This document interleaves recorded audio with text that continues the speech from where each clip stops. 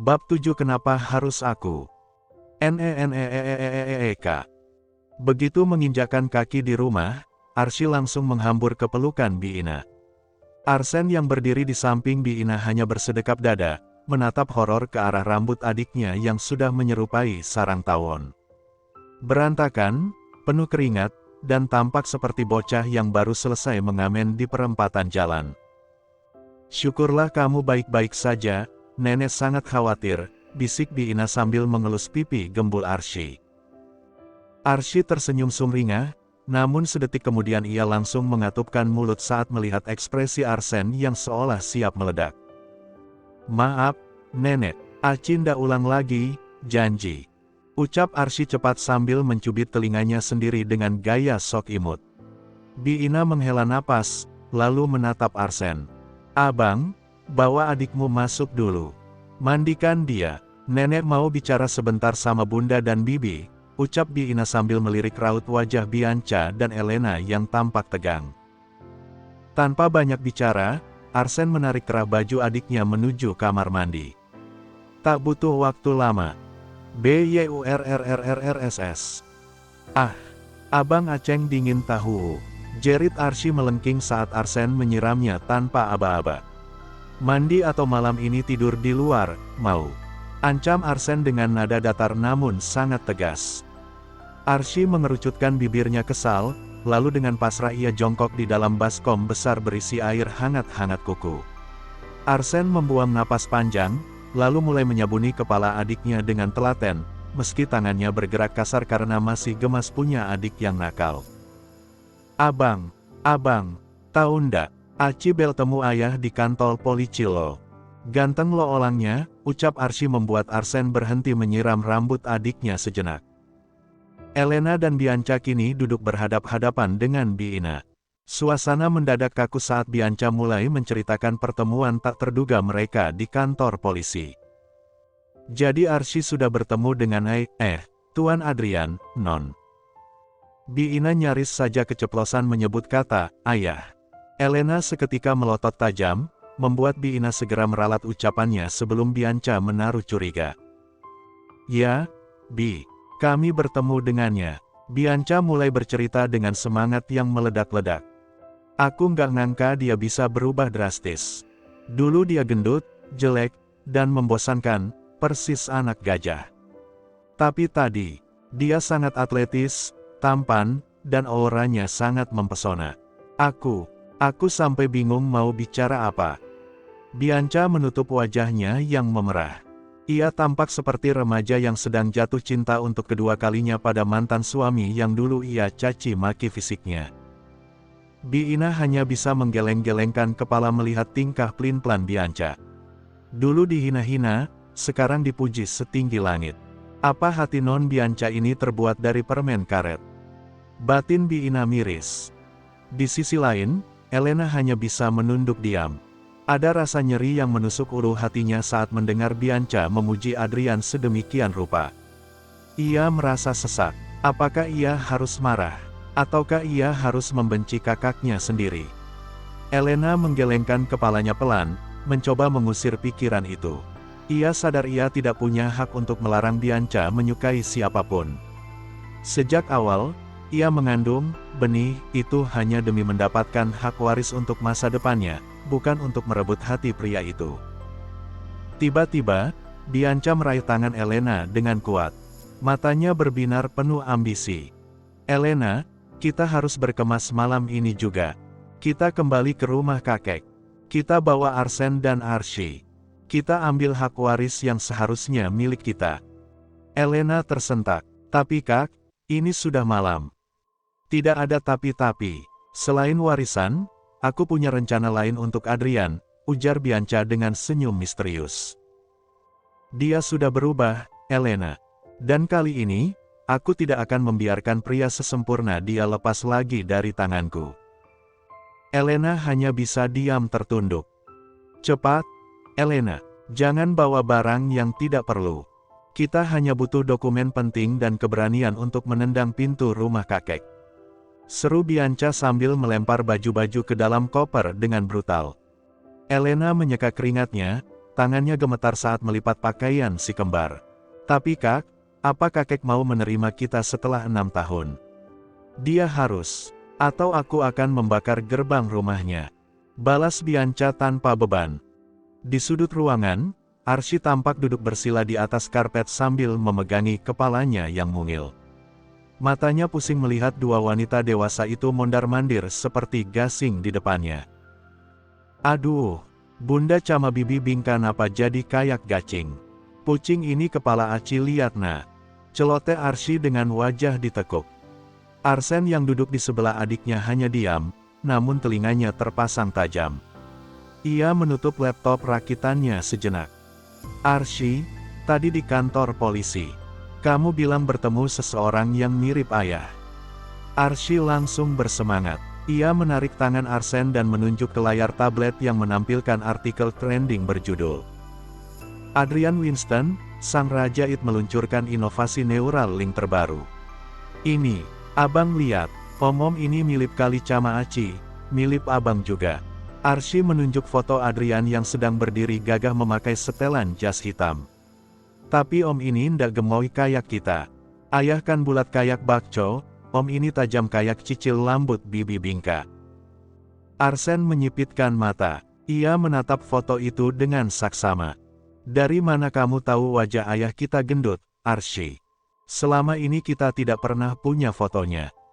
Arsy langsung menutup mulutnya dengan kedua tangan, matanya mengerjap panik. Anu, Bunda yang kasih tahu fotona di Poncel. Tapi abang ndak boleh kasih tahu Bibi Bingka ya. Kata Bunda, Bibi malah kalau lihat foto om bulat itu. Arsen tertegun. Kecerdasannya langsung bekerja lebih cepat dari prosesor laptopnya. Ia membuka tab baru, meretas arsip berita 6 tahun lalu, dan menemukan satu fakta yang membuatnya mematung. Pernikahan Adrian Winston dan Bianca. Adrian Winston adalah mantan suami Bibi, bukan suami Bunda. Arsen bingung. Untuk pertama kalinya dalam hidup, otak jenius bocah 5 tahun itu mengalami error. Lalu, kalau dia suaminya Bibi, bagaimana dia bisa jadi ayah kami? Abang, tadi. Ayo anak-anak, kita berangkat sekarang. Belum sempat Arsy menceritakan soal Astrid, tangan mereka sudah ditarik paksa oleh Elena dan Bianca. Biina mengikuti dari belakang dengan napas tersengal, wajahnya penuh kecemasan. Namun, begitu mereka melangkah keluar dari pintu rumah kontrakan, suasana gelap malam itu mendadak berubah menjadi putih menyilaukan. SREEETTTTT. 3 mobil hitam mewah berhenti tepat di depan pagar mereka, membentuk barisan pengepungan yang rapi. Lampu jauh dari mobil-mobil itu menyala serentak dan menyorot langsung ke arah mereka layaknya menciduk buronan kelas kakap yang hendak kabur ke luar negeri. Matana Cilau, mata Aci Cilau, jerit Arsy sambil menutup wajahnya dan bersembunyi di balik kaki Elena. Bianca pasang badan, memasang wajah sangar meski matanya perih karena silau. Siapa kalian? Berani sekali main lampu di depan rumah orang. Memangnya kami mau konser? Pintu mobil di tengah terbuka. Sepatu kulit mengkilap mendarat di aspal, disusul oleh sosok tinggi tegap yang keluar dengan aura dingin yang sanggup membekukan udara di sekitar mereka. Mata Biina bergetar, ia mulai ketakutan dan gelisah berhadapan dengan sosok yang sudah tak pernah ia lihat selama 6 tahun ini. Tuan Besar. Cahaya lampu jalan berkedip lalu meredup, menyisakan keremangan malam yang mencekam. Di sana, seorang pria tua dengan setelan jas abu-abu gelap berdiri tegak. Tangan keriputnya menggenggam kokoh tongkat kayu berujung perak. Meski wajahnya dimakan usia, sorot matanya setajam elang, menembus langsung ke arah kedua cucu perempuannya. Tuan Besar Aaron Charles. Kakek. Suara Bianca yang tadinya melengking galak, mendadak menciut. Ia mundur selangkah, hampir menjatuhkan koper di genggamannya. 6 tahun melarikan diri, dan kalian pikir bisa pulang ke rumahku hanya saat butuh. Suara Tuan Besar terdengar berat dan penuh wibawa, menggema di gang sempit itu.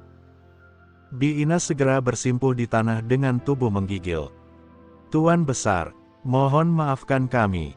Aaron Charles tak menanggapi. Pandangannya beralih ke bawah, tepat ke arah dua bocah kecil di samping Elena. Matanya menyipit menatap Arsene. Ia tertegun sejenak. Bocah itu adalah replika sempurna Adrian Winston versi mini, berdiri tegak dengan tatapan yang sama sekali tidak gentar. "Oh, jadi ini dua musang yang rela bikin cucu-cucuku meninggalkan rumahku," ucap Opa Aaron datar namun tegas.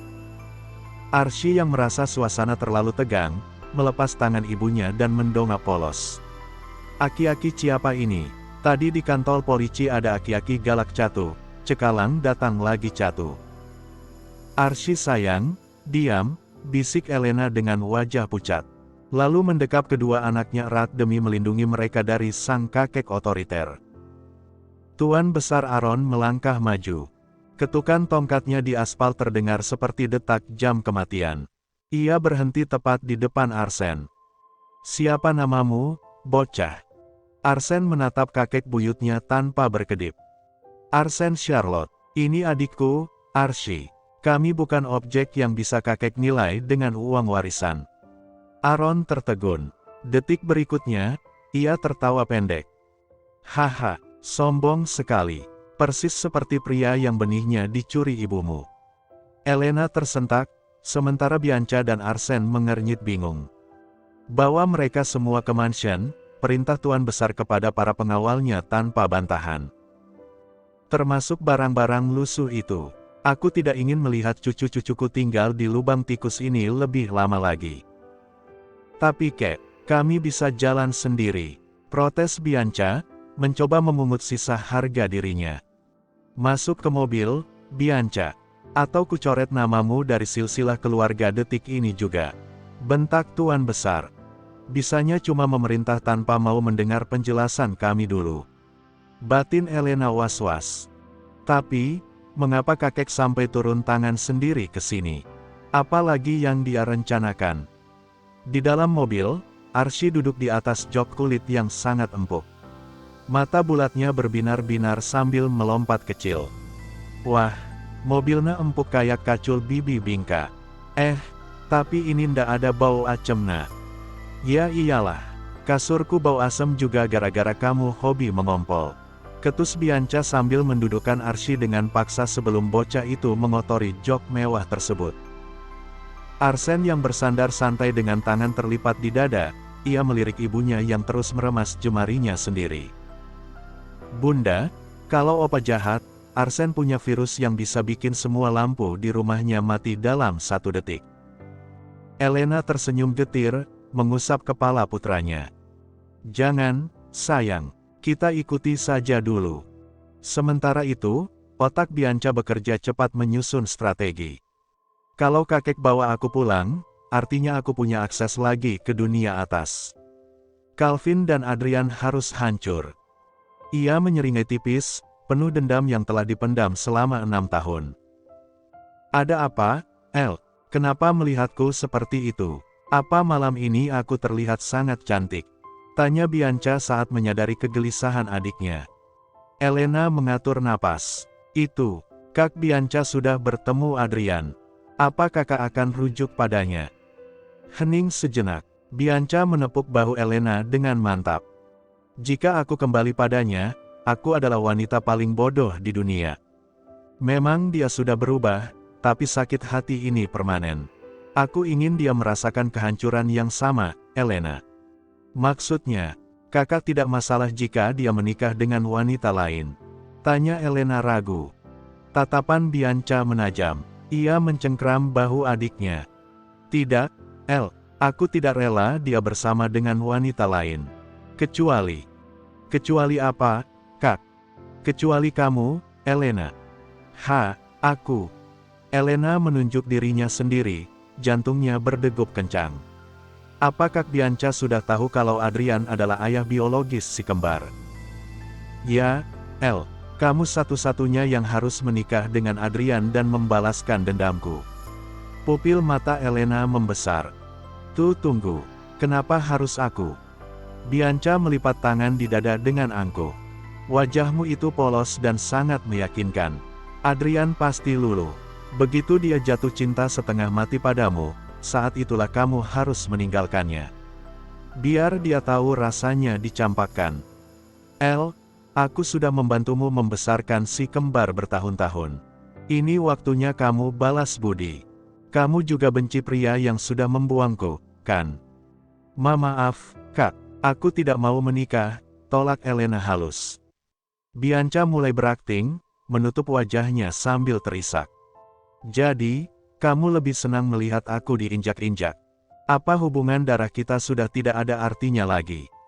Elena panik karena Bianca yang biasanya barbar, tiba-tiba menangis. Baiklah, Kak. Aku akan pikirkan lagi. Tolong jangan menangis. Bianca langsung memeluk Elena, menyembunyikan senyum kemenangannya. Bagus, Elena. Buat pria sombong itu berlutut di kakimu, lalu buang dia ke dasar jurang paling dalam. Di sisi lain, Elena membatin dengan perasaan campur aduk. Entah bagaimana reaksi Bianca jika rahasia besar tentang ayah si kembar terbongkar. Bersambung.